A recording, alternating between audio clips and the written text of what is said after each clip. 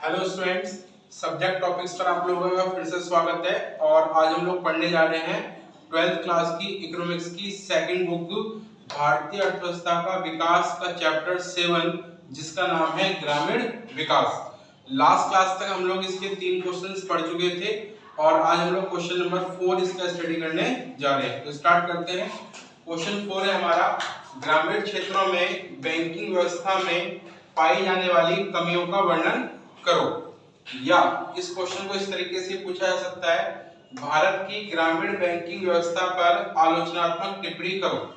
इसका यह अर्थ हुआ कि सरकार संस्थागत स्रोत के माध्यम से यानी बैंकिंग व्यवस्था के माध्यम से ग्रामीण क्षेत्रों में लोगों को साख उपलब्ध करा रही है सस्ती ब्याज दर पर, जिससे ग्रामीण क्षेत्र को बहुत फायदा हुआ है। लेकिन अभी भी इसमें कुछ कमियां हैं, उन कमियों का हमें वर्णन करना है। यही आलोचनात्मक टिप्पणी कहलाती है। आलोचना का अर्थ होता है कमियां। तो हम जानते हैं कि ग्रामीण क्षेत्र में ग्रामीण बैंकिंग व्यवस्था के अंतर्गत कौन कौन सी कमियां देखने को मिल रही है। तो आंसर 4 होगा हमारा। आंसर 4, ग्रामीण बैंकिंग व्यवस्था ने किसानों को महाजनों के ऋणजाल से निकालने में सराहनीय कार्य किया है, परंतु ग्रामीण बैंकिंग में निम्नलिखित दोष भी नजर आते हैं जो निम्न है। इसका यह अर्थ हुआ कि ग्रामीण बैंकिंग व्यवस्था ने किसानों को साहूकार और महाजनों के चंगुल से निकालने में काफी बड़ी सफलता प्राप्त की है, लेकिन अभी भी ग्रामीण बैंकिंग व्यवस्था में कुछ कमियां देखने को मिलती हैं। तो वो कौन कौन सी कमियां हैं वो जानते हैं। पहली जो कमी है वो है बैंकिंग साख या संस्थागत साख को सदा गिरवी रखी जाने वाली वस्तु से जोड़ा जाता है, जिसके कारण छोटे व सीमांत किसानों का एक बड़ा भाग इसकी परिधि या घेरे से बाहर रहा है। इसका यह अर्थ हुआ कि छोटे और सीमांत किसान काफी गरीब तबके के किसान होते हैं, जबकि बैंकों के द्वारा केवल उन्हीं किसानों को उधार दिया जाता है जो बदले में यानी साख लेने के बदले में कुछ गिरवी रख सकते हो।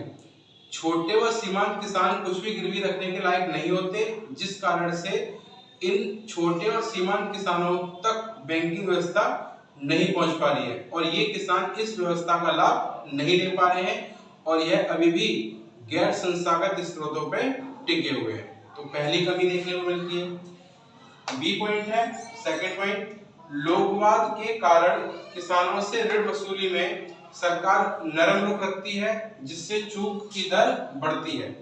यानी कि सरकार के द्वारा लोकवाद यानी लोगों का कल्याण हो, इस दृष्टिकोण को अपनाया जाता है, जिस कारण से वह किसानों से वसूली समय पर नहीं करती और उसमें ढील देती रहती है, जिसके कारण से जो साख है इसको वसूलने की जो समय अवधि है वो बढ़ती जाती है और इसके बुरे प्रभाव भी आगे चल के देखने को मिलते हैं कि किसानों के द्वारा ऋण नहीं दिया जाता और बैंकिंग व्यवस्था जो है वो नरम पड़ जाती है ग्रामीण स्तर पर। एंड तीसरा जो है सी पॉइंट, व्यापारिक बैंकों के अलावा अधिकांश वित्तीय संस्थाएं किसान परिवारों में मितव्ययिता की संस्कृति को विकसित करने में विफल रही हैं।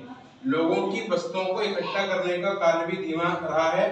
1991 के आर्थिक सुधारों के बाद ग्रामीण क्षेत्रों में सामाजिक बैंकिंग को झटका लगा है, इसलिए आवश्यक है कि सरकार ग्रामीण बैंकों को उत्पादन उद्देश्य के लिए एक सामाजिक आवश्यकता समझे, न कि वह क्रिया जिससे राजनीतिक लोकप्रियता प्राप्त हो।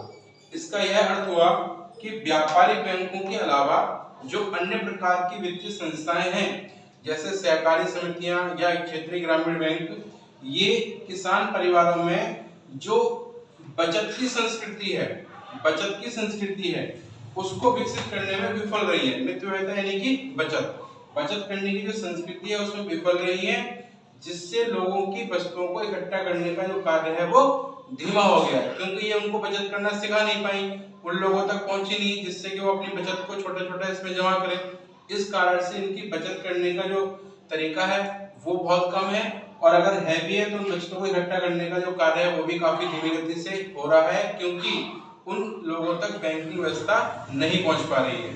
और वर्ष 1991 के आर्थिक सुधारों के बाद ग्रामीण क्षेत्रों में सामाजिक बैंकिंग को झटका लगा है। यानी कि सरकार जहां पहले एक सामाजिक कार्य समझती थी ग्रामीण क्षेत्रों में बैंकों को खोलना, उसमें अब धक्का लगा है। अब सरकार इसे सामाजिक कार्य न समझ के केवल एक लोकवाद व राजनीतिक हित साधने का कार्य समझती है, जो कि गलत है।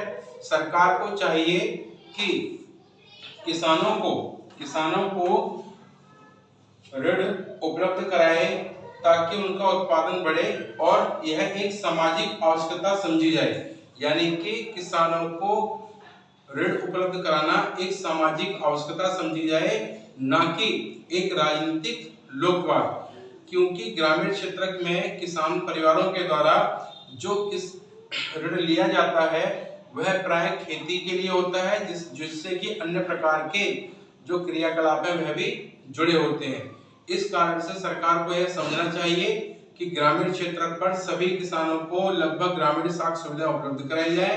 ग्रामीण क्षेत्रों में ज्यादा से ज्यादा व्यापारिक संस्थाओं को खोल के, वित्तीय संस्थाओं को खोल के लोगों को सस्ती दर पर और बिना किसी जमानत राशि के उनको साख उपलब्ध कराया जाए, ताकि वह इस साख के माध्यम से कृषि कार्य को बेहतर तरीके से कर सके और कृषि उत्पादन बढ़ेगा तो किसानों की आय भी बढ़ेगी और वह इस साख को आसानी से चुकाने में समर्थ होंगे। तो ये है हमारा क्वेश्चन नंबर 4, जो कि ग्रामीण क्षेत्र में ग्रामीण बैंकिंग व्यवस्था में पाई जाने वाली कमियों को दिखाता था।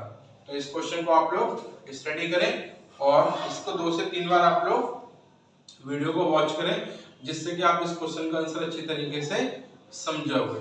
और बाद में आप इसको आंसर राइटिंग करके जरूर देखें, ताकि आप इसको अच्छी तरीके से लिख पा रहे हो या नहीं ये आपको पता चले।